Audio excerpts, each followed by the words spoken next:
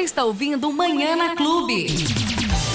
Está no ar pela Clube Guaxupapo, um bate-papo em prol de Guaxupé e dos guaxupeanos.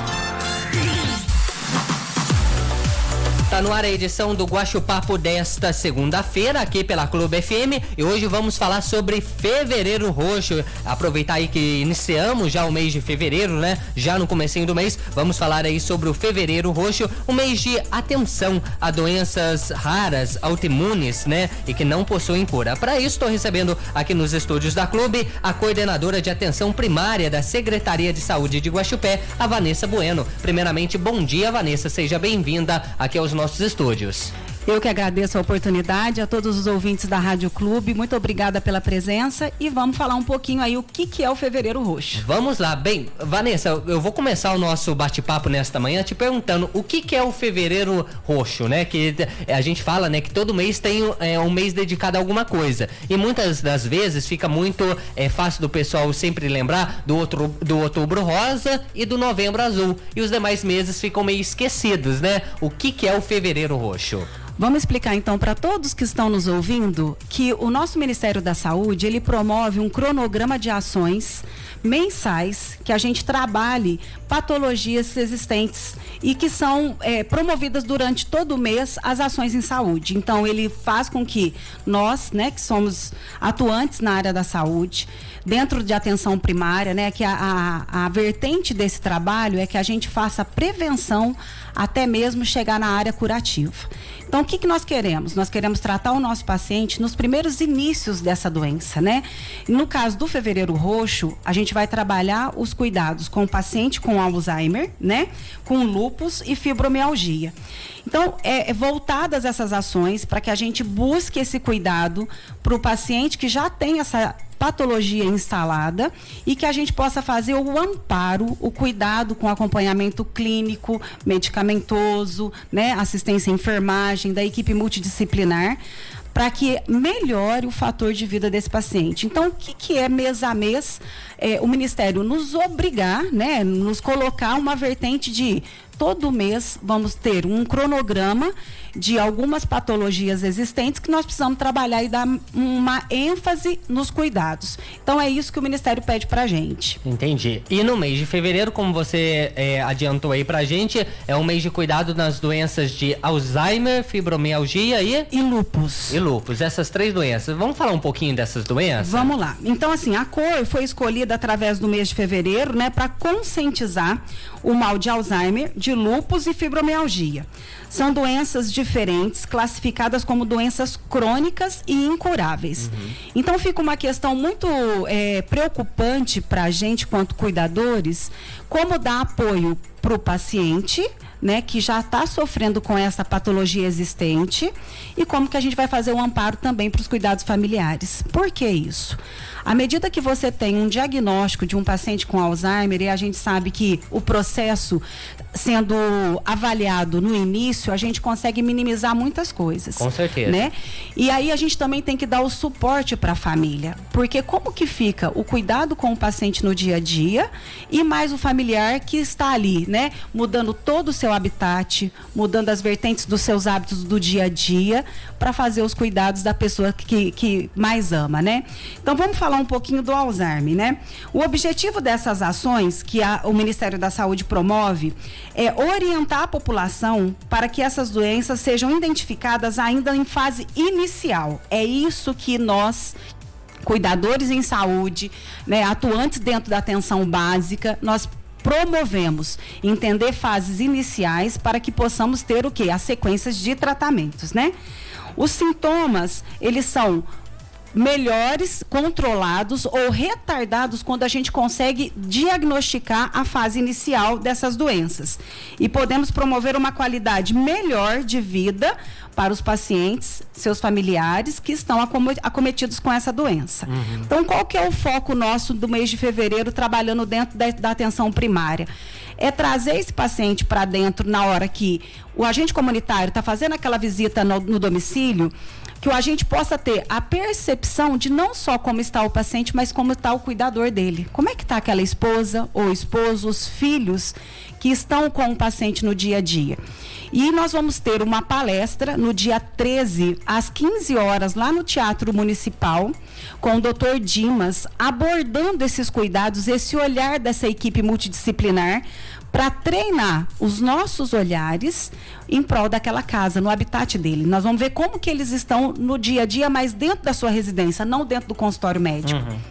E a gente sabe, Henrique, que tem muitos pacientes que quando vai ao médico, a pressão sobe, ficam nervosos, ansiosos. Por quê? Porque eles estão fora do seu habitat. Então, qual que é a ideia? É nós levarmos a saúde eficaz dentro daquele local de moradia, para a gente promover o quê? A equidade, o equilíbrio daquela assistência, né? E fazer a aproximação entre os profissionais de saúde junto com os nossos pacientes.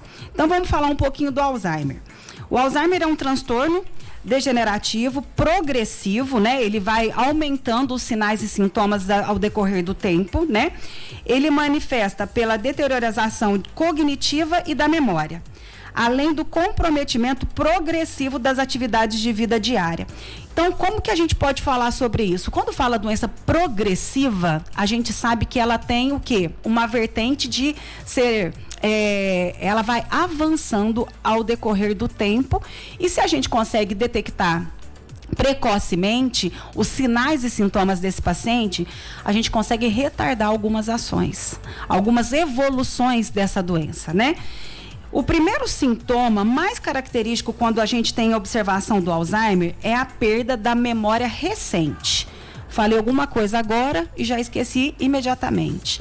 Então, isso são sinais que nós, que estamos na linha de frente, temos que perceber. Mas o acompanhante desse paciente, o filho, né, ele vai fornecendo sinais que a gente tem que ficar nessa vertente de observação. Com a progressão da doença, vão aparecendo sinais e sintomas que vão sendo mais gravemente afetado aquele paciente, né? A perda da memória remota, ou seja, os fatos mais antigos, eles deixam de ter evidência para aquele paciente. A irritabilidade começa a ficar acelerada, qualquer coisa, o paciente está nervoso, demonstra sinais de ansiedade, demonstra falta de paciência com pequenas ações, pequenos gestos. Isso causa um transtorno dentro do convívio familiar. Então, você tem que dar suporte para aquela família para que entenda a doença, não critique, mas que haja com paciência também em prol do cuidado que a gente precisa fornecer, né? Falhas na linguagem, prejuízo na capacidade de se orientar no espaço e no tempo. Isso tudo são sinais e sintomas que o início do Alzheimer, ele começa a fornecer para que a gente leve ao diagnóstico da doença, né? O Alzheimer é a causa mais comum de demência, né, tratado, e o grupo de distúrbio cerebral que causam perda de habilidade intelectual e social. Você não consegue ver esse paciente numa vertente de um contexto social, conversando entre um grupo, interagindo com pessoas. Por quê? Porque a parte cerebral começa a ter a acuidade diminuída, né? E essa interação diminuída também. No Brasil, existem cerca de 15 milhões de pessoas com mais de 60 anos de idade, sendo que 6% desses 15 milhões já estão com o diagnóstico de Alzheimer. Então, é uma característica volumosa para a quantidade de pessoas, né? E que as ações em saúde pelo Ministério nos obriga a fazer o quê? A parar o mês de fevereiro e olhar esse paciente com uma nova vertente. Como que nós vamos fazer isso, Henrique? A gente vai trabalhar os nossos agentes, nós vamos fazer essas salas de esperas dentro do PSF, voltado para essas ações com orientação. Nós precisamos trazer esse paciente para próximo de nós, né? E que a gente consiga fornecer esses cuidados no dia a dia, com orientação familiar e também com a bagagem de acompanhamento médico, clínico, para que o sofrimento seja minimizado minimizado. Uma outra questão que eu queria até abordar contigo, Vanessa, é a questão igual o Alzheimer, né? Muito vai da família que observa a convivência com a pessoa, né? Para ver esses sinais, né? Esses sintomas e ir atrás de uma ajuda especializada, de um médico, para poder fazer o diagnóstico e chegar à conclusão que a pessoa tá com a doença, né? Queria que você ressaltasse para os ouvintes, para quem tá na sintonia, essa importância de estar atento, né? E procurar uma ajuda assim que nota os primeiros sinais, né? A nossa cidade, ela está munida de recursos para que a gente forneça esse tipo de cuidado, de ver os primeiros sintomas desse paciente e, ao mesmo tempo, prestar as ações em saúde, né? Nós temos 11 unidades de estratégia da saúde da família à disposição da nossa população. Cada estratégia, cada ação que a gente pode promover isso dentro das nossas unidades, é fazer com que a comunidade confie no trabalho sempre dos profissionais em saúde e nos aproxime cada vez mais deles, né? Perto deles. Então, o que a família tem que estar atento, tem que estar olhando? O paciente começou a apresentar tristeza, apresentar esquecimentos de informações bem próximas ou até mesmo informações passadas, né, com essa perda da memória, para que a gente não deixe esse diagnóstico chegar numa fase de demência, né, que já envolve outros sintomas também, a tristeza, a apatia, né, que é o paciente que não tem a vontade de manifestar os seus desejos, fica uma pessoa assim entristecida. Então, o que nós temos que buscar? Buscar esses tipos de cuidados, dar suporte para o familiar, para que haja uma harmonia nesse tratamento, né? Não é só a parte medicamentosa, é um contexto em geral. Com certeza. E a gente nota também, Henrique, que a maioria das famílias manifesta o cansaço, né? Como que eu vou conseguir estar bem hoje para cuidar do meu pai, da minha mãe, dos meus avós, que possuem uma dessas patologias, né? Sendo lúpus, o Alzheimer ou a fibromialgia. Essa bagagem a gente vem construindo com trabalhos em grupos dentro das estratégias da saúde da família, que dá muito... a gente fortifica o familiar para entender o que é essa doença, né? Essas ações onde a gente vem até a rádio para poder falar um pouquinho da doença e quantas pessoas estão nos ouvindo agora e que estão passando por esse momento tão difícil, né? E conseguem ter a vertente desse olhar de saber, poxa, mas tem uma área de saúde que cuida de mim. Tem um setor aqui dentro, né, do nosso município que está voltado para esse amparo. E é isso que nós vamos buscar a cada mês, trabalhando sempre as ações que o Ministério da Saúde nos promove, para que a gente entre com medidas e ações de promoção de saúde, né?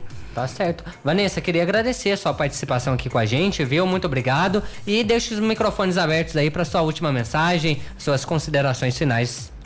Eu queria fazer o convite, então, a todos, né, população aqui de Guaxupé, que no dia 13/2, às 15 horas, no Teatro Municipal, nós vamos ter uma palestra com o Dr. Dimas Carlone sobre todas as ações que podemos fazer para o Fevereiro Roxo. Então, fica o meu convite, me coloco à disposição, né?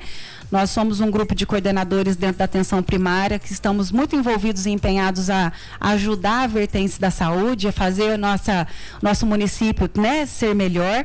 E queria agradecer a oportunidade da Rádio Clube de estar aqui com vocês. Eu que agradeço, Vanessa. Um bom dia pra você, um bom trabalho, viu? E espero recebê-la mais vezes aqui nos nossos estúdios. Márcio, nós estamos juntos. Estaremos aqui, se Muito Deus obrigada. quiser. Eu que agradeço. E essa é a Clube. Todo mundo ouve, todo mundo gosta. A Rádio Clube apresentou Guaxupapo, um bate-papo em prol de Guaxupé e dos guaxupeanos.